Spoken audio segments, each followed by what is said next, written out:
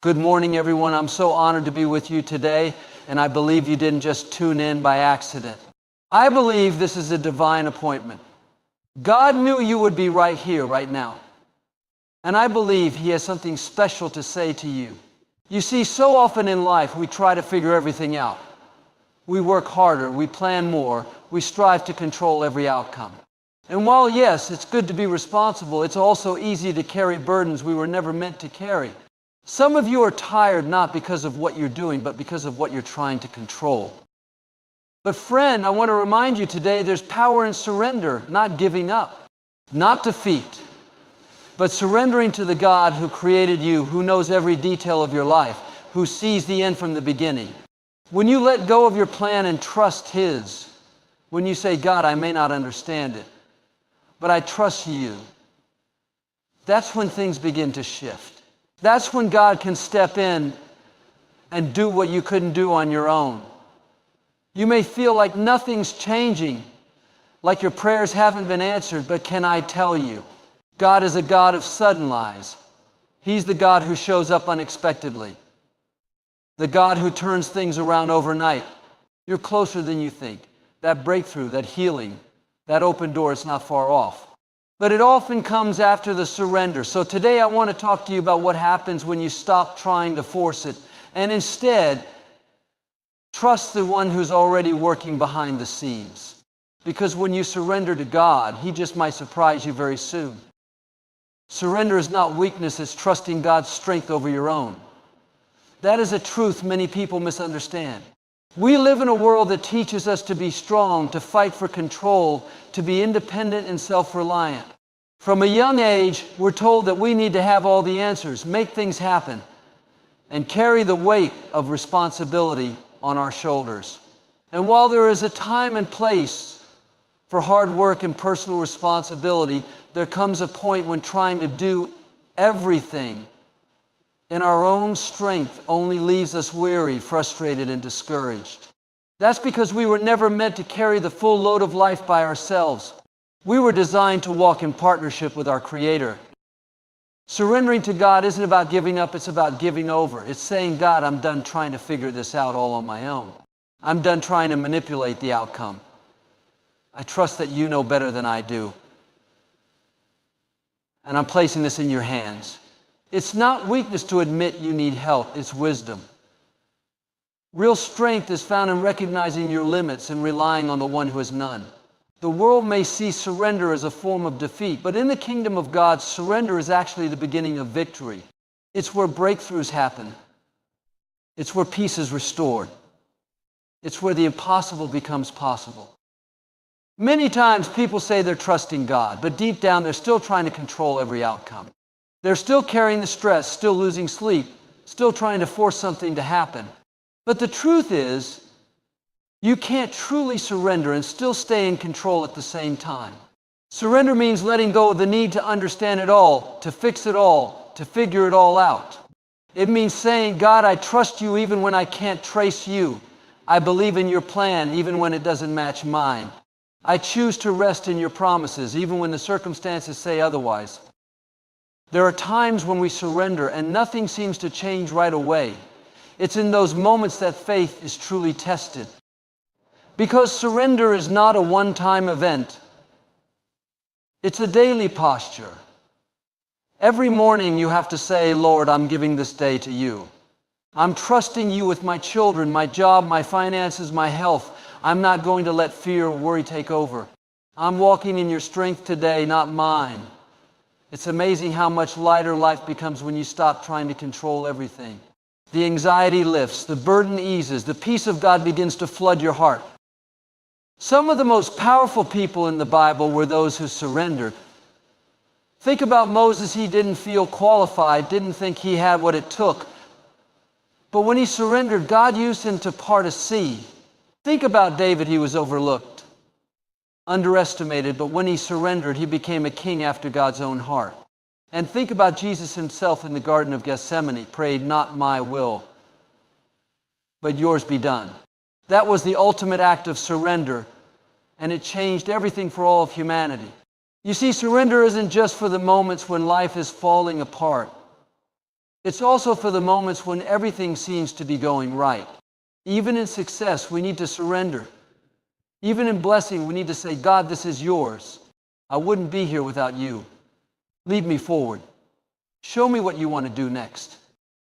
Sometimes we hold on so tightly to our own plans, our own timelines, and our own vision of how things should go that we miss out on what God wants to do.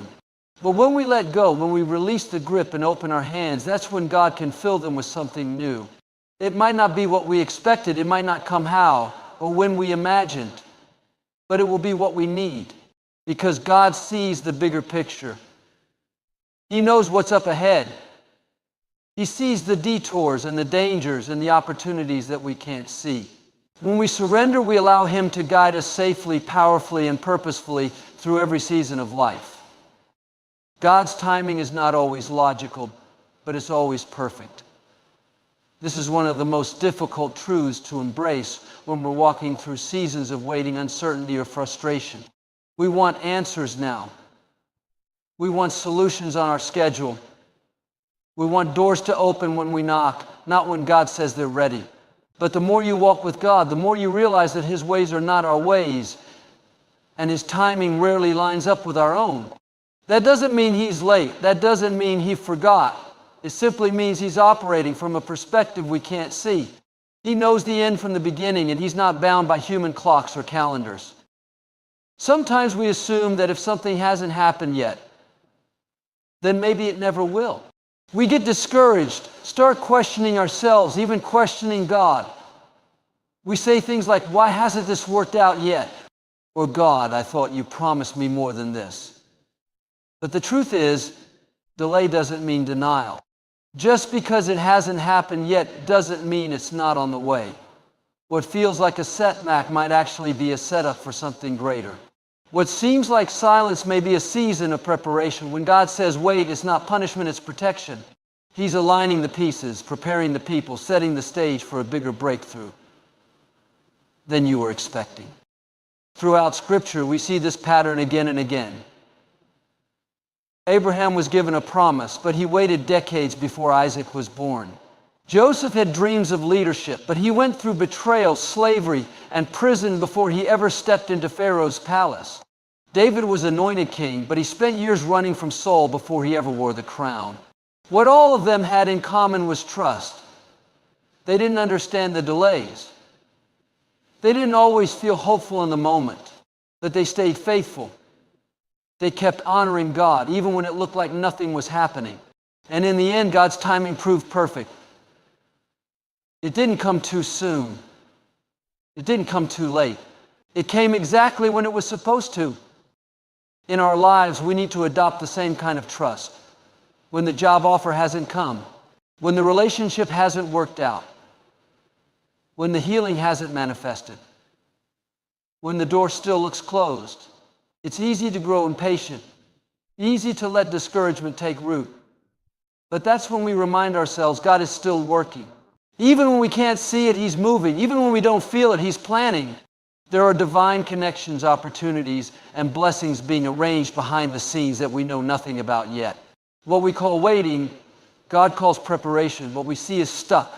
God sees us right on schedule. Faith is not just believing God can do something, it's trusting Him, even when He hasn't done it yet. It's resting in His character, knowing that if He promised it, He will fulfill it. But He will do it in the way that brings Him the most glory and brings us the most growth. Sometimes we think we're ready for something, but God sees a blind spot we haven't noticed. He sees what's coming down the road. He sees what needs to be developed in us before we can carry the weight of the blessing. And so He waits. He waits until our hearts are right, until our character is shaped, until the people around us are positioned. It's not about punishment, it's about positioning. It's not about delay, it's about divine order. There may be moments when it feels like God is being silent, like your prayers are bouncing off the ceiling, like nothing's changing no matter how hard you try. But those are the moments when your faith is being deepened. That's when trust is growing roots. You're learning to walk not by sight, but by faith. And when the time is right, God will show up in ways that exceed anything you could have imagined. What took years of waiting can turn around in a single moment. One phone call, one open door, one divine connection. That's all it takes. But you have to be willing to stay faithful in the meantime. Trusting God's timing means choosing peace over panic. It means deciding to praise even when you don't yet see the promise. It means saying, God, I may not understand the when or the how, but I trust in the who. Because when you know the one who holds time in his hands, you can rest knowing that he's never late. He's never early. He's always right on time. When you release control, you make room for divine intervention. That's not just a comforting phrase, it's a spiritual truth that carries tremendous power. So many people walk through life burdened and burned out, not because God isn't willing to help, but because they haven't truly let go. They're still holding the reins, still trying to figure it all out, still believing that if they just push harder, worry more, stay up later, they can make everything work. But what we don't often realize is that God won't compete with our control. He waits for surrender. He steps in fully when we step aside. You can be a person of faith and still be trying to force outcomes. You can believe in God and still carry anxiety, frustration, and fear, all because deep down you're not really releasing it.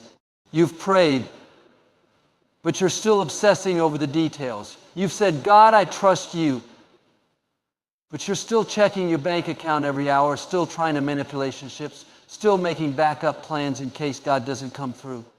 That's not releasing, that's pretending to surrender while still living in fear. Real release means letting go with no strings attached. It means saying, God, this is yours. I can't fix it, but I know you can. I don't need to know how it's going to work out. I just need to trust that you are working. Think about the story of Peter when he stepped out of the boat to walk on water. He didn't walk on water because he had perfect balance or special ability. He walked on water because he kept his eyes on Jesus and released his reliance on the natural. The moment he started to focus on the wind, the waves, and the logic of the situation, he started to sink. The supernatural began to fade the moment control and fear crept back in. That's how life works. When we release control, we rise above what's natural and step into what's possible only with God. Many times, divine intervention is waiting on the other side of obedience. Not the kind of obedience that says, I'll do it if I understand it, but the kind that says, I'll do it because I trust you. It's hard to release control when you've been through disappointment. It's hard to let go when you've been hurt before. But if you let past pain make you cling tighter, you'll only delay the breakthrough that could come from letting God take over.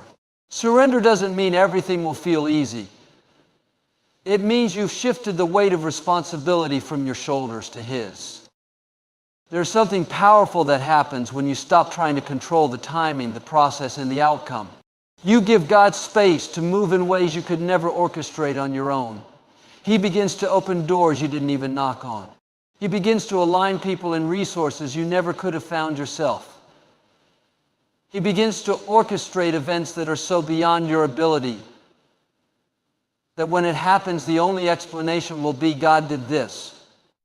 But He doesn't force His way in. He's not going to barge into the areas of your life you're still trying to micromanage. He waits for your release. He waits for your invitation. Releasing control doesn't mean doing nothing. It means doing what you can with excellence and then letting God do what only He can do. It means staying in peace when you've done your part, trusting that God is doing His behind the scenes. It means refusing to let anxiety control your day. It means choosing to worship while you wait.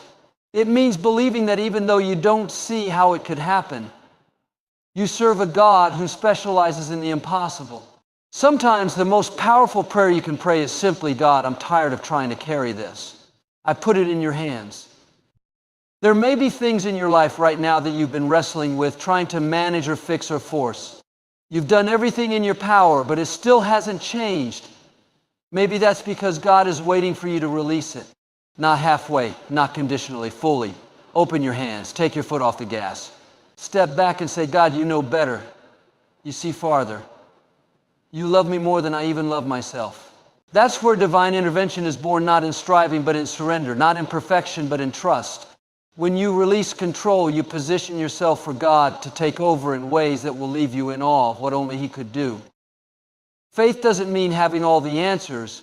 It means resting in the one who does. That can be a difficult truth to live by, especially in a world that constantly demands certainty, clarity, and control.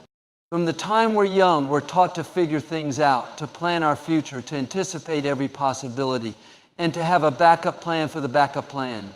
We want to know what's coming. We want to see the whole staircase before we take the first step. But faith operates differently.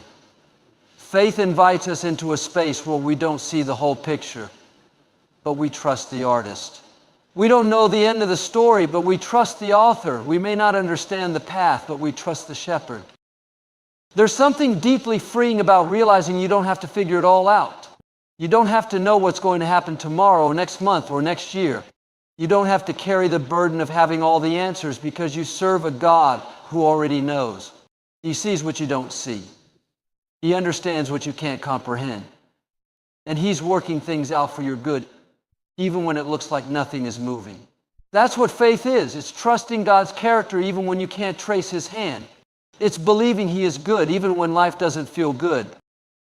Some of the most powerful people in Scripture weren't those who had it all figured out. They were the ones who followed even when it didn't make sense. Noah built an ark when there wasn't a cloud in the sky. Abraham left his home without knowing where he was going. Moses stood before the Red Sea with Pharaoh's army behind him and no plan except, God, I trust you. These were not people with all the answers. They were people who had deep, unwavering faith in the one who did. And because of that faith, they saw miracles. They saw the impossible become possible. They saw God move in ways that defied logic and human explanation. Today, there are people walking through seasons where nothing makes sense. You've prayed and haven't seen results. You've believed and still face battles. You've tried to understand, but all you have are more questions. That's the exact moment where faith matters most. Faith doesn't always remove the storm, but it will anchor you in the middle of it. It's what gives you peace when everyone else is panicking. It's what keeps you moving when others give up. It's what whispers to your soul, God is still in control, even when everything looks chaotic. Faith is not a feeling. It's not based on how inspired you feel in the moment. Faith is a decision. A daily decision to believe that God is who He says He is and will do what He promised, even when you don't see how. It's not about having perfect belief with no doubts.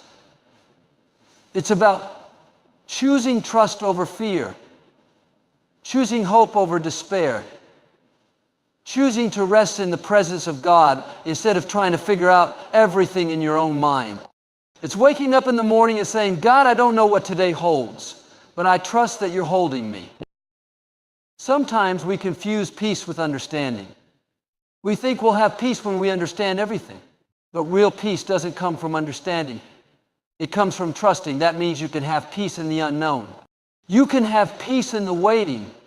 You can have peace in the valley, because peace isn't the absence of problems, it's the presence of God. And faith invites that presence into every part of your life. When you walk by faith, you're not walking alone. You're walking with the one who goes before you, who walks beside you, and who has already made a way. There will be moments when your mind wants answers, when your heart wants reassurance, when your flesh wants control. But faith steps in and says, even if I don't see it, I'll still believe. Even if I don't understand, I'll still trust. Even if the door doesn't open today, I'll still wait on God's timing. That kind of faith doesn't come from head knowledge, it comes from relationship. It's built through time spent with God, through prayers whispered in the dark, through tears that water the seeds of hope. And over time, that faith becomes unshakable. Not because you know everything, but because you know the one who does. Your obedience in the unseen invites God's favor in the open. This is one of the foundational truths of the spiritual walk, but it's often overlooked because it requires consistency without applause, sacrifice without spotlight, and faithfulness without recognition. In a world that constantly celebrates visibility, status, and instant results, it's easy to think that only what's seen by others matters. But in God's economy, it's what happens behind the scenes when no one's watching, when no one's clapping, when no one's acknowledging that truly counts. It's the private choices, the quiet disciplines, the hidden acts of obedience that prepare the way for public blessing and open favor. There are moments when God asks you to do something that doesn't make sense to others. He might call you to forgive when you want to hold a grudge. He might ask you to give when your resources feel stretched. He might prompt you to serve in a place where you feel unnoticed and everything in you wants to question it. You wonder, is this really making a difference? Does God even see this? But the truth is, obedience in the quiet places is what attracts the hand of God. He sees what no one else sees. He rewards what no one else applauds. And He honors the choices that are made not to impress people, but to please Him. Think about David in the field. Before he ever held a sword, before he ever stood before Goliath, he was tending sheep alone. Forgotten by his father, overlooked by his brothers, but I saw his heart. God saw the worship, the integrity, the faithfulness in the secret place. And because of that, He said, that's the one I will use. The favor that came upon David in public was the result of years of obedience in private. The same is true for you. God is watching how you steward the little things, how you respond when no one is looking, how you carry yourself when there's no reward in sight. Those are the moments that invite heaven's attention. Sometimes we get caught up in results. We want to see immediate fruit. We want to know that our prayers are working, that our efforts are producing something. But often God's work in us is like a seed in the soil. You don't see anything for a while. It feels like nothing is happening. But underneath the surface, roots are growing. Strength is forming. Foundations are being built. And at the right time, that seed breaks through. That's how favor works. It may not show up on your timeline, but when it comes in ways that no man can explain and no enemy can stop. God's favor is not earned through performance. It's invited through obedience. And that obedience is tested when it's inconvenient, uncomfortable, or unclear. It's easy to obey when the rewards are immediate. But what about when God says, wait? What about when He says, serve quietly? What about when He says, keep showing up, even though it doesn't look like anything is changing? That's where true obedience is revealed. That's where trust is built. And that's where God begins to release supernatural favor that opens doors you couldn't open, that brings opportunities you couldn't orchestrate, that accelerates you beyond your ability. There's a powerful connection between obedience and destiny. Not because obedience manipulates God, but because it aligns you with His will. It puts you in position to receive. It clears the path for blessing. It removes the roadblocks of disobedience and pride and places you under the covering of His purpose. When God finds someone who says yes even when it's hard, He puts His hand on that person. And when His hand is on you, no amount of opposition can stop you. No amount of delay can disqualify you. No amount of silence can cancel what He's spoken. Maybe today you're in a season where your obedience feels invisible. You're honoring God, but no one sees it. You're staying faithful, but the breakthrough hasn't come. You're doing the right thing, but it feels like it's not making a difference. Don't let the silence discourage you. God is watching. Heaven is recording, and your obedience is not in vain. What you do in private, God will honor in public. What you sow in tears, you will reap in joy. You may not be able to see it yet, but favor is forming. Doors are aligning. People are being prepared. And when the time is right, God will bring it all together in a way that no man can take credit for. There's something about surrender that positions you for the unexpected blessings of God. We often think that holding on, strategizing, and controlling the outcome will bring the result we want. But in the kingdom of God, it's often the opposite. When you loosen your grip, when you lay it down, when you say, God, I trust you more than I trust myself, you create a space for God to move beyond your logic, beyond your plans, beyond your understanding. Surrender is not weakness, it's a doorway to strength. It's not giving up, it's giving over. And when you give something over to God, He doesn't just take it, He transforms it. We live in a world that values hustle, pressure, and control. You're told to chase your dreams at all costs, to never stop pushing to make it happen by sheer willpower. But the truth is, there are moments in life where all your effort, all your plans, and all your determination still won't be enough.